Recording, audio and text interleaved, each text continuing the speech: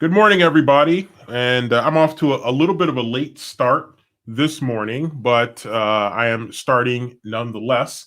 So thank you for those of you who are joining me for this morning's live sprints. I'm going to be drinking some tea, of course, but I'm also going to be doing a little bit of writing and probably some editing at the same time just to continue some progress that I've been making on some of the projects that I've been working on, and to just chat with anybody who comes through. So if you come through and you've got some topics that you want to chat about, just let me know. And I'm happy to chat with you guys about different topics as they pop up on your head or in your head too. So that's kind of what's on tap for today. And good morning, right in here, 11:01. First comment that is not attributed to me. So thank you for joining. And I'm just, what I'm doing right now is, as you remember from those of you who will come in here from last week, I am continuing work on I guess you might say a gap project that I started because I want to eventually, my big project for this year, writing wise, is going to be a 5-part series, a dystopian 5-part series that I'm working on, still sharpening right now. And so one of my points of emphasis this coming week is going to be solidifying the outline for that. So I am definitely looking forward to that and looking forward to eventually jumping into that story. So that should be a lot of fun, and I'm definitely looking forward to that.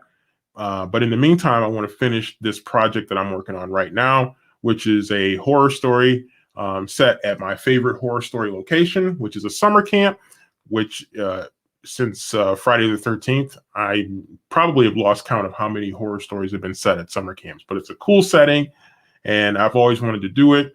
I started it, originally it was going to be a fan fiction type story, but I decided to reshape it into my own story with probably some elements borrowed from other horror stories over the years. So we'll see how it goes. I'll have to change the title of it because the title is the fan fiction title that I was going to use. So that'll probably be a definite tip off to a lot of people. So today I'm going to probably be with you for maybe an hour or so. I've got something that I've got to do, a commitment that I have later this afternoon that I am going to be jumping into. So that means I'm going to go ahead and begin to get started with some writing sprints. And I typically go with 15-minute writing sprints so I can come up for air and chat with you guys if people manage to come through, which starting to right now I can see according to StreamYard. So let me see. Okay, so 15-minute writing sprint number 1. So let me get that going right now. And I'll bring the clock on the stream. Whoops, let me go super full screen there so you can see it like that. Okay, so I'm going to go ahead and get going with that pretty soon. But the biggest thing right now is last week I was talking about how I created this new first chapter.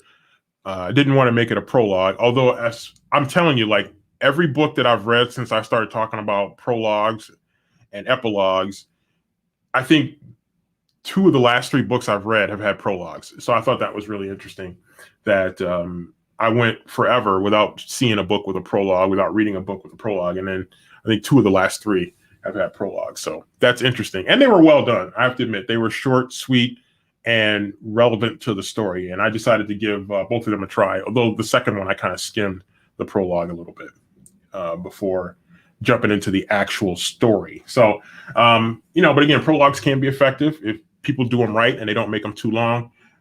If you make it too long and it's not relevant or it's boring, then sometimes you could lose your reader before you actually get into the heart of your story. So, okay, so let me go ahead and get going with writing sprint number 1.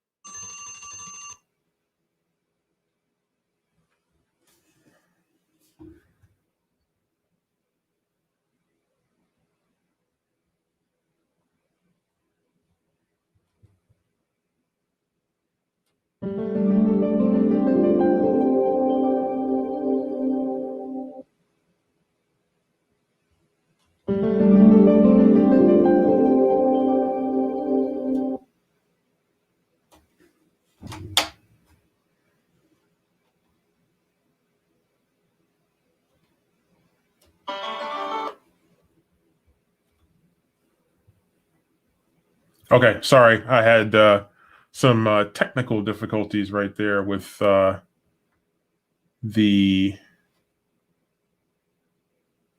sound coming out. So that shouldn't have bothered you guys, but it did bother me a little bit. Okay, so I managed 237 words during that sprint. And then some of the writing that I did was actually a revision of a part earlier in the story because I decided to weave in a character. I was probably about 12,000 words in when I decided to weave in a new character. And so I'm still working to clean that up to make sure that it's consistent and makes sense. So let's see. And Jacinto asked if I have read or seen The Exorcist. And I said I did see the movie, but that was quite a long time ago that I saw that movie. And I did not realize that it is, in fact, a novelization. That's, let's see. Let's see if there's a cheap, find the book.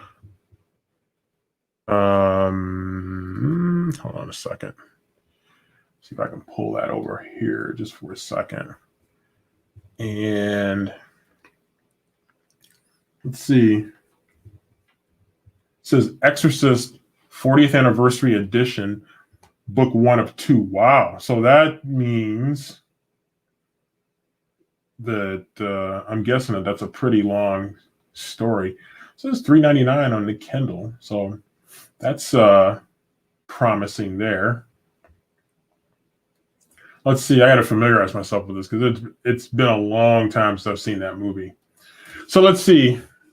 Originally published in 1971, one of the most controversial novels ever written.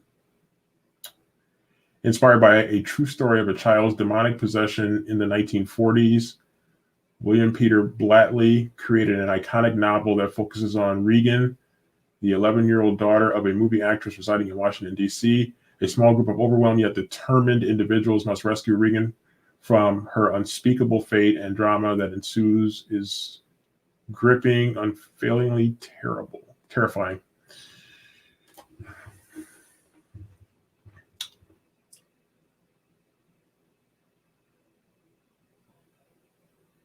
Wow. Didn't realize there was even such controversy around the movie opening, but apparently there was. That's kind of interesting. It says now, okay, the cover says now a major television series on Fox. Didn't know that. Did not know that. Okay, so there is 2 parts of the book right there. Second part is Legion, a novel from the author of The Exorcist. So they got $3.99 for the first one and then $11.99. So they try to get you hooked on the first one and then try to get you to buy the sequel, which is pretty typical of how these types of things work. So who knows? I might try that out one day. It's not typically the kind of things that I've read about in the past, but it does sound kind of creepy though. It'd be interesting that it's set in the 1940s. I'd be interested to learn more about why the author maybe picked that particular period. So that is kind of interesting. And I'm always looking for book recommendations. So anybody out there with book recommendations, I am definitely open to consideration of book recommendations. So, all right, I'm going to go ahead and jump back into the work that I'm doing with the book here. So let me throw this clock back on here. So right now I'm just trying to I'm trying to find my cursor here so I can get that thing working right. All right, let me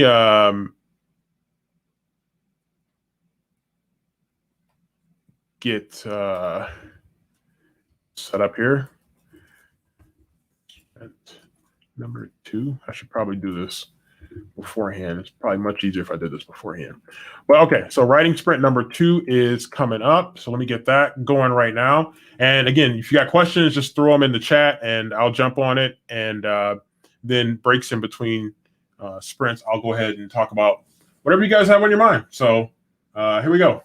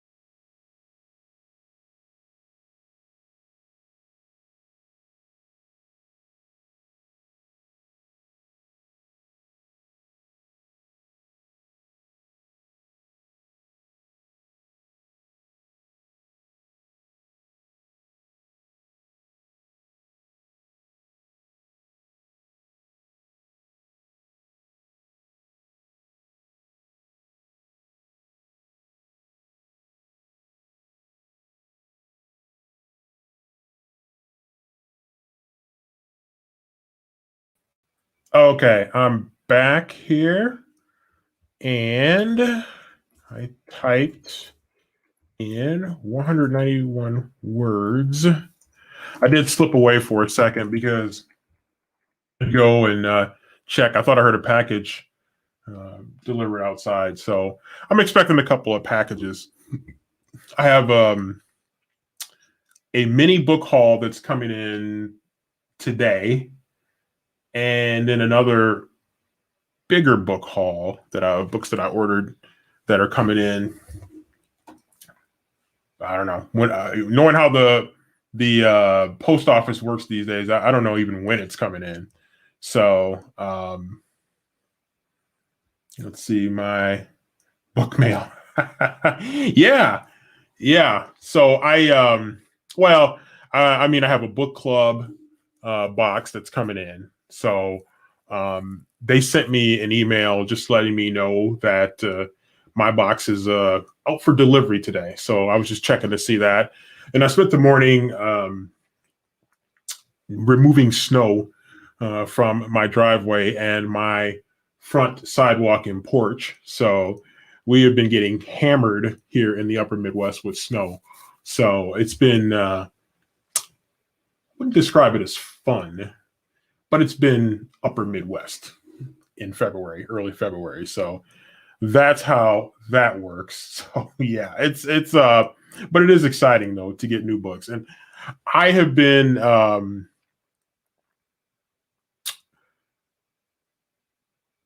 frugal relatively with my physical books that I've been buying. And part of that is because I want to dig from out of my stacks of books that I have not read. So I'm trying to work on getting that done. So that's one of the reasons I haven't bought very many books this probably in the last 3-4 months. I haven't bought really a ton of physical books. Every once in a while, if I see a good buy on a Kindle book for like 99 cents, I'll pick that up.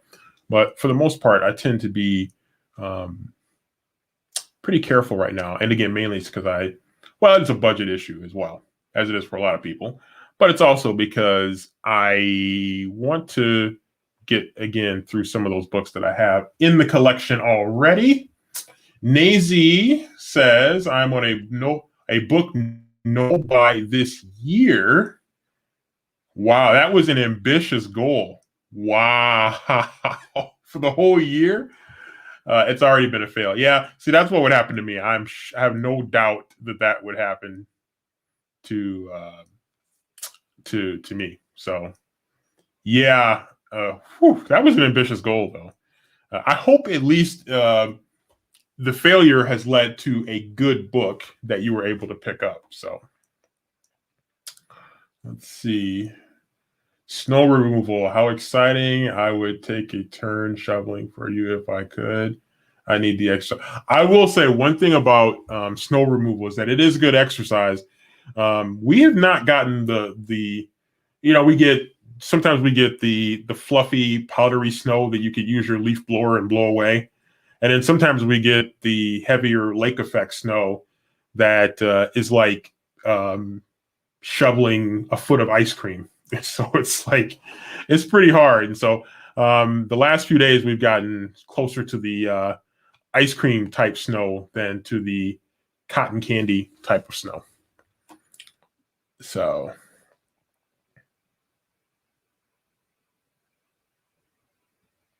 let's see what else you guys got here. Favorite sci-fi novel, Jurassic Park. I've never read Jurassic Park. I saw somebody the other day. Who did I see talking about Jurassic Park? That's Michael Crichton. And I just actually read a Michael Crichton book, Rising Sun, last month. I don't know, I saw a booktuber that was talking about Jurassic Park the other day. Sci-fi for me, I've been reading Star Wars books lately. I don't read a ton of sci-fi, I have to admit. That's actually one area that I do want to get into a little bit more. Let's see. I am expecting to unhaul lots of books after the March readathon. The readathons are actually helping me read it or get rid of it.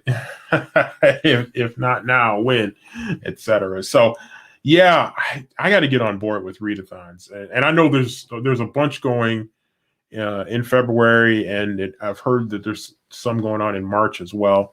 I need to get on some of those because I have been slacking big time. So I need to definitely elevate my game. Because there's just so much good stuff going on right now.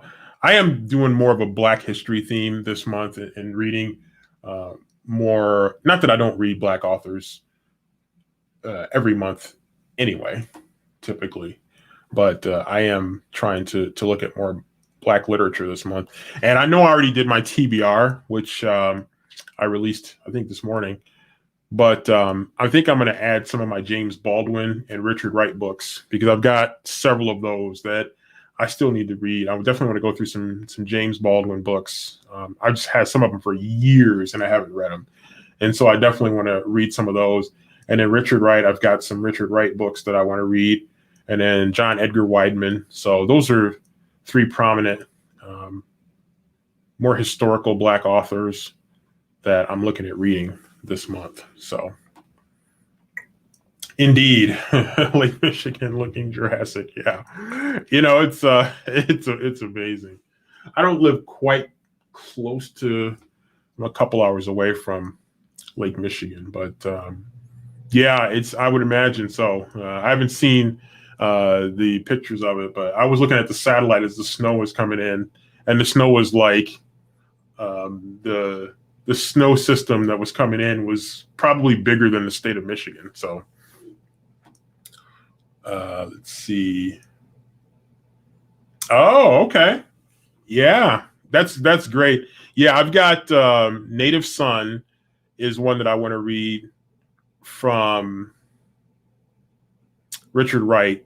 And I'm trying to think. I've got a couple of James Baldwin. I've got not more than a couple. I've got several James Baldwin books. One is Go Tell It on the Mountain, Giovanni's Room that I have, and the one is slipping my mind. The one I saw the other day is slipping my mind right now, but I have several of those that I want to get into. Native Son is the one that I really want to pick up and read. So I'm going to look at scooping that one up. Those of you who have seen my static videos that I shoot, you've probably seen that I've got the stacks of books on the mantle back there in the other room next to the room I'm in right now. And because of that, I have two copies of Native Son, and they're both at or near the bottom of both stacks. So I'm going to have to risk an avalanche to get one of those copies of the book. So stay tuned if you hear me in my next static video talking about an avalanche of books that crushed me, hopefully not to death. Let's see. Every time you talk about snow, Pennsylvania gets hit. The funny thing about that is I said the same thing to my friends who live out in Iowa and Illinois. And I said almost the exact same thing. Every time you guys talk about snow, we get hammered. And so, yeah, we got hammered. So I'm just trying to share the love because that's still, hopefully it doesn't trend southern ways. It trends more northern and heads to our Canadian friends in the North Country area. So we'll see how that goes. Yeah, I would imagine you guys got some more coming. Yeah, it was pretty rough. It was a lot. It was we got 6 inches, almost 6 inches of snow. That would have been Thursday night, Friday morning, and then Friday night, Saturday morning, we probably got another 3 inches of snow. So let's see. Maybe a couple inches of snow, but it's pretty close. It's pushing up to 9-10 inches of snow in the last couple of days. Let's see. The real question is, how are those stacks of garage books coming? Well, that's a 2-part answer. So one stack of, well, multiple stacks of books remain in the garage. And the books that were rescued from the garage, have sorted through, and I'm making plans to start to knock out some of those books, because some of those books I've had for a long time, some of them since high school, that I have yet to read. Like, for example, like some Agatha Christie books, some, what else do I have? Shakespeare books, and just a bunch of other random books. James Baldwin are some books that I've had since high school that I've been meaning to read. So it's just a matter of just, carving out some time to jump into those books. And I've been a little bit more skim reading. And I've found a reading technique that helps me to read faster and yet retain. So that's putting me in something closer to a happy place. And that's allowed me to read a few more books. So I had a really good month of reading last month in January, and I'm on track pretty well right now. I've got a couple of books read. I think I'm working on my third or fourth book for this month already. So I'm in a good spot right now. That sounds like a staycation. I tell you what, one thing about it is that when you get like this much snow, like I do like to go out and do photography, of course, and the snow can be really good for photography. So, albeit cold, but it can be kind of fun to go out and do some photography in the snow. So I go ahead and do a lot of that. But at the same time, with COVID and everything going on there, you tend to have a little bit more time at home to partake in projects. Of course, one project I should be doing is some cleaning around here.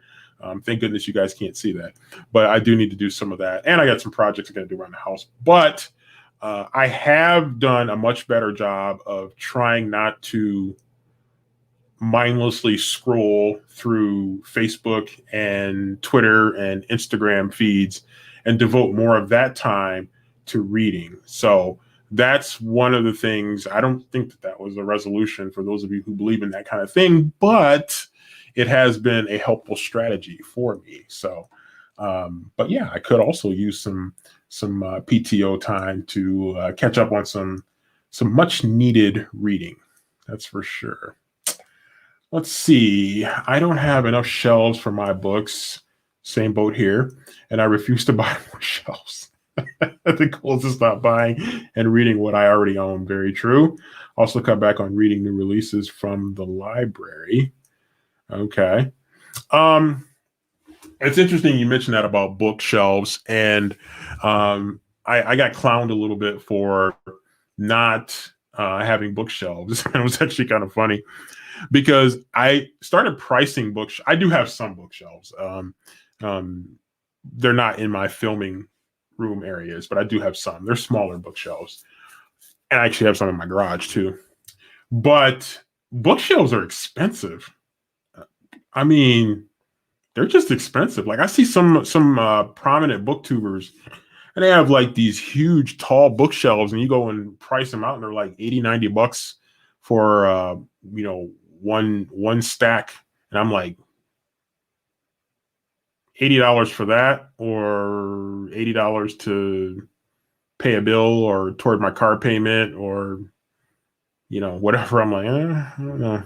It's kind of the same feeling I get when people are like, everybody's getting a PlayStation 5, and I'm thinking PS5, what is it, like $700 or something like that? I'm like, I got better things to spend $700 on, like a mortgage payment. So yeah, no, I don't blame you. I just yeah, I don't know. If bookshelves were cheaper, I'd probably get more. Let's see. What is your reading technique? It takes too long for me to finish a book. Basically, I mean, it's not like a detailed strategy, but basically what I do is I skim read, and I focus in when I see certain triggering things happening, certain action items happening, or I see parts where there are quotes, and I can read quotes a lot faster. But when I see like paragraph after paragraph of like overly descriptive text. So the book I'm reading right now the last book I finished was, and I'll talk about this in my wrap up video. It was hugely overly descriptive. Just taking like taking paragraph after paragraph to describe like what, floor tile looks like, what the curtains look like. And it was just like, and I realized that I could just skim all these paragraphs. And so I was like, just blasting my way through pages. And then I got to the end of the book and I realized that I got what the book was about. And I skimmed a lot of pages and I didn't miss anything with what the book was really about. So, and I even went and checked what some spoiler reviews had of the book, and I didn't miss anything. So I think it's just a thing that you just have to work on and find your comfort zone in terms of reading. Let's see. New ones can be expensive. All mine have been hand-me-downs or from Target. That's a good idea. Target, you probably get some cheaper stuff there. They're all double layered. Read in back, read in front. Okay. Let's see. About my shelves looking real, which made me crammed in at all angles. Yes, it's me. Yeah, it's just, but you know what? I will say this. The one thing that tempts me to get bookshelves is that some of the prominent booktubers have really cool backgrounds, and you sit there and you're just like, man, that just looks so sweet. And it's just, eye candy. It's just visually pleasing to see some of the cool backgrounds that people have because of the tall bookshelves, and then some of them color code their books, and makes just for a really cool setting for shooting videos. So that's one of the temptations there. But then I get that money and I'm like, there's just so many other things that I need and want that I have to just prioritize, what I want to do. So it's tempting to go out and get some of those cool things. But yeah, everything just costs money. That's why you got to get good buys, That's why, when I book shop more and more, I go to Goodwill, especially now that some stores are opening up a little bit more. You go to Goodwill and you can find some really cool books that people, not everybody's a booktuber, and they don't all, get their books and largely keep them all, for time and all eternity. Some people just are like, oh, I read it, I'm good. And then they just, give it to somebody or drop it off at your local Goodwill or thrift store. And that's like, see ya, that was fun. So, us booktubers are not like that. We tend to hang on to some of our books, although you do see people who are unhauling sometimes when you get stacks and stacks of books and you're starting to run out of space and your house looks like a mom and pop used bookstore where there's like a bazillion books all over the place. And but you're like somebody asks you for some obscure book title and you can tell them, no, I don't have that one. They ask you for another one and you're like, oh, yep, it's in that room down the hall to your left. It's on the north wall, the top shelf, third book over. And you just know exactly where it is and you just go and you pick it up. So it's almost creepy, kind of a recall, isn't it? Yeah, I don't know. Creepy-ish. So anyway, good stuff from everybody. I'll have to see about those bookshelves. If I can find some good buys, I would be willing to part with a few bucks here or there. So, all right. Not seeing any other comments. So I'm going to get ready to wrap this up because I got to go and going to be on the radio calling college basketball game on the radio. So I got to go and get ready for that. So I had a late breakfast, which is why, again, I was late getting on here this morning. So getting ready to go and do that. And then who knows, maybe I'll jump back on here tonight, but I fully expect to be back on here tomorrow morning at our normal time. Hopefully we won't get another 3, 4, 5, 6 inches of snow. If not, then I might be a little bit late. But I don't have to grocery shop tomorrow morning, so that's a good thing. And tomorrow is Super Bowl day, so I do have my Super Bowl meal more or less in my head, getting ready for that. Let's see. I would love to have a library with all the books I have read so far. Now they're all over. Yeah.